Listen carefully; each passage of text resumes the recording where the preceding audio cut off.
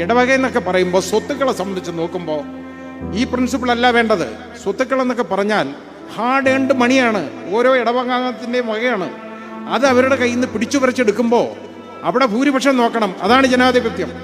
ഇല്ലെങ്കിൽ ജനാധിപത്യം അല്ല, ജനാധിപത്യത്തോടെ മരിക്കുകയാണ്. അത് നമ്മൾ മനസ്സിലാക്കണം. അപ്പം നിങ്ങൾക്ക് ഏതായാലും കിട്ടേണ്ട ഒരു കാര്യം കിട്ടാൻ തുടങ്ങുന്നു എന്നുള്ള ഒരു പ്രതീക്ഷ എനിക്കുണ്ട്. ഏതായാലും കോടതിയിൽ എനിക്കിപ്പോൾ വളരെ വലിയൊരു പ്രതീക്ഷയുണ്ട്. എന്തെങ്കിലുമൊക്കെ നടക്കും എന്ന് നമുക്ക് പ്രതീക്ഷിക്കാം. 2025 നിങ്ങളുടെ അവശതകൾ, ഈ സഭയുടെ ന്യായമായ അവകാശങ്ങൾ സംരക്ഷിക്കപ്പെടും എന്ന് നമുക്ക് കരുതാം.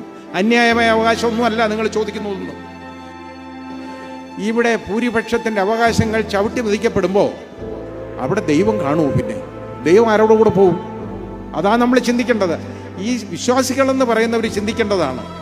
അവർക്ക് നല്ലൊരു മനസ്സുണ്ടാകട്ടെ എന്ന് ഞാൻ ആഗ്രഹിക്കുകയാണ്. കാരണം